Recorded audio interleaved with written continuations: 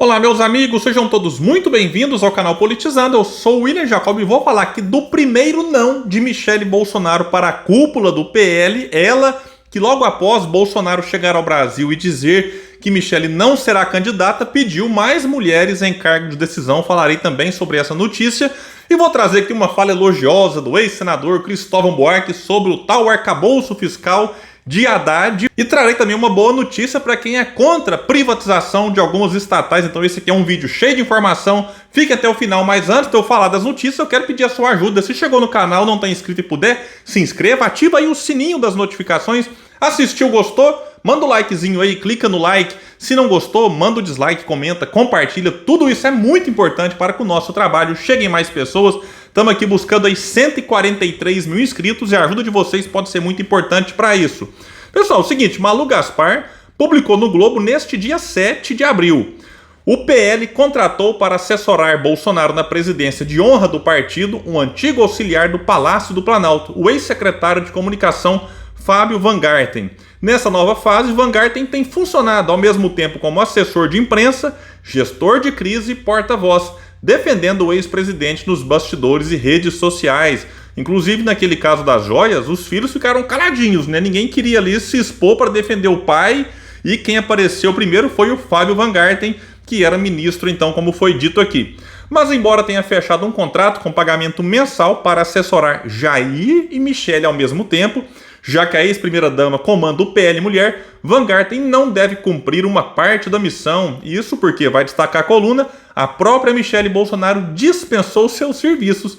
Segundo a ex-primeira-dama, justificou a pessoas próximas e aos dirigentes do partido. Ela considera o estilo de Van Garten muito raivoso e radical. Eu fiquei pensando assim, né? De certo para ela de muito raivoso e radical, basta o marido dos enteados, né, Michele? Que, né, essa justificativa aqui para não ter o Van Garten por perto, tendo Bolsonaro e os filhos dele, é um negócio realmente, né, curioso. Achei que ela já tivesse acostumado com esse estilo.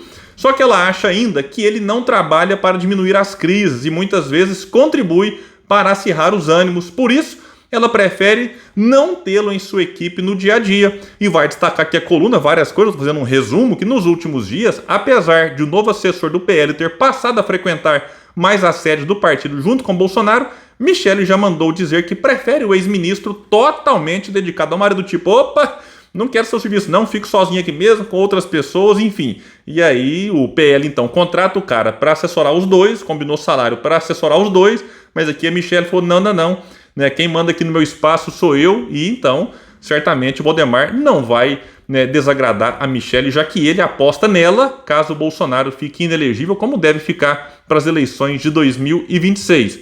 Michele, que olha, né, tá colocando as manguinhas para fora. Foi noticiado aqui também que no mesmo dia em que o ex-presidente retornou ao país e rejeitou a ideia de Michele ser candidata em 2026, a ex-primeira-dama pediu uma participação maior de mulheres em cargos de decisão.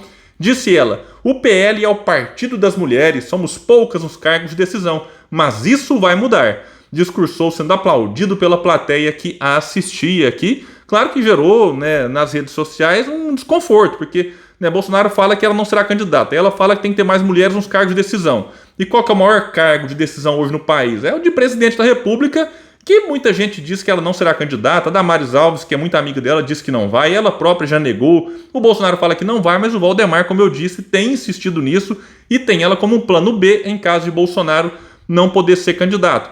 Ao finalizar sua fala, Michele ressaltou que as mulheres entram na política por uma causa. Em seguida, citou as suas bandeiras: Deus, pátria e família. Ai, Jesus do céu, eu fico pensando como que eles ainda têm coragem de enaltecer essas palavras.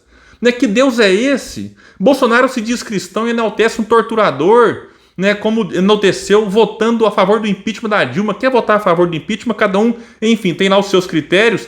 Mas assim, você vai lá e votando, né, a favor de caçar o mandato de alguém que foi eleita pelo povo, aí vai lá e enaltece aquele que torturou essa pessoa. Olha, isso é de uma desumanidade absurda, né? Sendo que Jesus, que Bolsonaro diz seguir, foi torturado antes de ser crucificado. Inclusive, insistindo nesse ponto aqui, Jesus foi condenado à pena de morte. E o Bolsonaro, que se diz cristão e seguidor de Jesus, também já se diz a favor de pena de morte. E por aí vai, poderia citar aqui mais umas 100 contradições. Falando em pátria, Né? Na verdade, esses Bolsonaros, todos eles são entreguistas, os nossos tesouros, privatistas, e na pandemia fizeram pouco caso das medidas para salvar brasileiros. E vem aqui ficar colocando essas palavras na boca, da boca para fora.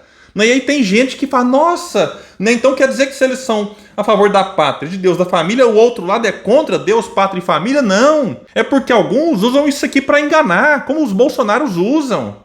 Né? Então, tentando criar na cabeça das pessoas essa ideia de que eles são a favor da pátria e o outro lado é contra, o que é uma grandiosa mentira, de que eles são a favor de Deus, outro lado contra, da família, outro lado contra. Então é isso, e aí a Michelle continua insistindo aqui em recitar essas 3 palavras. Bom, e vamos aqui agora falar do Cristóvão Buarque, ex-senador, eleito pelo Distrito Federal, decidiu tuitar sobre o tal arcabouço fiscal de Haddad e Lula, que poderíamos chamar de novo teto de gastos.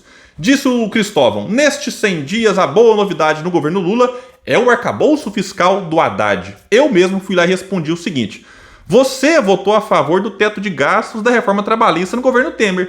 Então, esse seu elogio ao arcabouço fiscal do Haddad/Lula é mais uma evidência de que ele é ruim para o povo. É porque o Cristóvão ficou a favor de tudo enquanto ele foi senador, que aí o mandato dele acabou em 2018 e ainda bem que ele não se elegeu. Entrou no lugar dele lá a Leila Barros, que é do PDT, que tem tido uma posição muito boa lá no Senado. Então o povo do DF disse não pro Cristóvão, mas até acontecer isso aqui, olha, né, o fim da carreira política do Cristóvão Buarque, que é alguém que sempre teve a pauta da educação e tudo mais, foi de lamentar. Como é que alguém que se diz defensor da educação vai lá e vota a favor do teto de gastos que congelava investimento também em educação? Então é uma contradição em si. E agora está ele aqui elogiando o arcabouço fiscal, que eu já disse aqui várias vezes, não vou nem insistir. Na verdade, eu vou deixar um link aqui no comentário fixo do Fred Krepp, que criou um canal recentemente. Inclusive, quem não conhece ainda, vale a pena conhecer e se gostar, se inscrever. Mas o Fred Krepp, ele resumiu, né, o arcabouço fiscal, que lamentavelmente vem sendo defendido, né, por pessoas que se dizem desenvolvimentistas, mas como esse arcabouço foi apresentado pelo governo Lula, aí tem pessoa que acha que não pode criticar. Mas eu tenho certeza que se alguns que estão agora elogiando o arcabouço, se esse mesmo arcabouço fosse no governo Bolsonaro, estariam criticando. Até porque o próprio Reinaldo Azevedo, que é um liberal, disse que esse arcabouço é uma proposta liberal e que ele, Reinaldo, está à esquerda. O Reinaldo acha que ele tinha que ser mais ousado. A que ponto chegamos? E aí tem desenvolvimentista, gente aí, né, que participava lá do Conexão Xangai, né, pessoas que sabem a importância de você ter um processo de reindustrialização do país e que para isso tem que ter mais investimento, se contentando com um piso de 0,6. Quando a situação do país, quando não conseguir, né, ter lá o aumento nas receitas e tudo mais, e um teto, né, quando o país for bem demais, colocaram um teto de 2,5%. Então, franca acima da inflação, né? Porque aí seria um investimento real. E aí estão se contentando com isso aqui, entre 0,6 e 2,5, o que é muito pouco diante das inúmeras e enormes carências que o Brasil tem e que precisava e é de muito mais investimento. Mas aqui no canal é assim, pessoal. O que está errado a gente critica, o que está certo a gente elogia, não tem nenhum problema com isso. Para fechar aqui, trago uma boa notícia. Vai dizer que é uma matéria do G1 que o governo retirou os Correios e outras estatais de programas voltados para a privatização na quinta, dia 6. A medida foi anunciada por meio de edição extra do Diário Oficial da União, então já está publicado. No total, o governo excluiu 7 empresas do Programa Nacional de Desestatização e 3 do Programa de Parcerias de Investimento, PPI. Confira as listas a seguir. Então, né, tá aqui, foi agora tirado da privatização os Correios, Empresa Brasil de Comunicação, a EBC, Dataprev, Nuclep, Serpro, também aqui a ABGF e a Ceitec. Então aqui realmente empresas, né, que são importantes, você pode até discordar de uma ou outra, mas aqui a gente vê, nem em especial os Correios. Eu fiz aqui vários vídeos quando isso aqui estava sendo debatido no Congresso. Na ocasião lá, eu lembro direitinho, né, que teve 2 votos que me surpreenderam. A Tabata Amaral votando a favor da privatização, ela que se elegeu na pauta progressista, dessa esquerda moderna, tipo a esquerda que o Cristóvão Buarque tem defendido.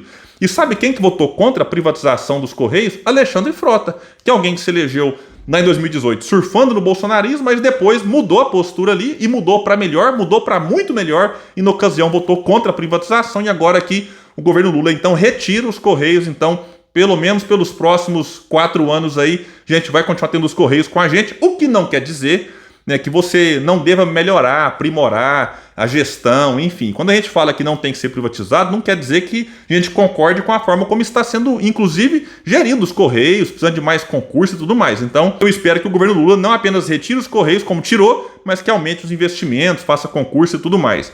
Outras empresas que também, a Conab, estava na lista e foi retirada, a Empresa Brasileira de Administração de Petróleo e Gás Natural, Pré-Sal Petróleo SA, a PPSA, e também a Telebrás. As estatais foram remetidas para os programas durante o governo de Jair Bolsonaro. Então, parabéns ao governo. Aqui a gente critica, como eu disse, quando deve criticar e elogia quando deve elogiar. Essa aqui é uma boa medida e a gente vê que Bolsonaro, que se diz patriota, né, tava lá colocando essas empresas aqui à venda. Certamente seriam medidas a preço de banana, como foram várias refinarias, enfim, outras estatais durante o governo Bolsonaro, e muito provavelmente para investidores do estrangeiro num governo que se dizia patriota e não passa de um bando de entreguistas. Bom, pessoal, então é isso. Eu vou deixar links no comentário fixo. Inclusive, insisto, nesse vídeo muito bacana do Fred Krepp falando do arcabouço fiscal. Quem gostar desse aqui, compartilha, bora trazer mais pessoas para esse espaço, porque aqui a gente luta por um Brasil melhor. Valeu, gente, até mais!